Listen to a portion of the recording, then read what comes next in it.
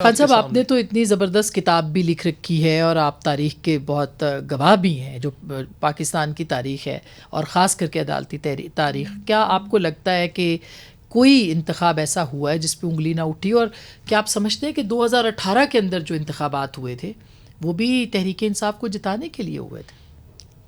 بہرحال وہ متنازع ضرور تھے، میں یہ نہیں کہوں گا کہ اس کے لیے ہوئے، لیکن متنازع ہیں.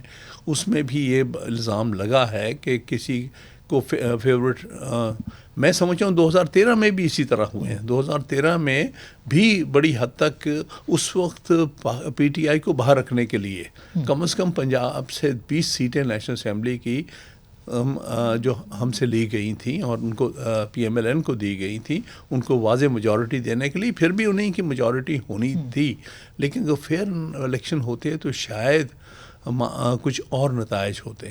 تو اسی طرح 2018 میں بھی بالکل درست ہے. اس میں گیم ریورسل ہو گئی تھی 2013 سے 2018 میں، تو اس میں وہ P M L N favourite نہیں رہی تھی، تو کہتے ہیں کہ پی ٹی آئی فیوریٹ ہو گئی تھی. بہر صورت جو کچھ بھی ہوا وہ اچھا نہیں ہوا. اور اب ایک اور ریورسل ہے آپ کے خیال میں؟ اب جو ہے وہ انتہا کو پہنچ گیا ہے. مثال کے طور پر 2018 میں ان کا پی ایم ایل این کا الزام یہ تھا کہ ہمیں لیول پلینگ فیلڈ نہیں دیا گیا، اور اس وقت میاں نواز شریف صاحب جو کہ ان کے لیڈر تھے، قائد تھے، اور ان کی بیٹی محترمہ مریم نواز، وہ دونوں جیل میں تھے جب الیکشن میں. بالکل درست کہتے ہیں، کسی حد تک زیادتی ہوئی ہے، لیکن لیول پلینگ فیلڈ اگر نہیں بھی تھا تو پلینگ فیلڈ تو تھا نا.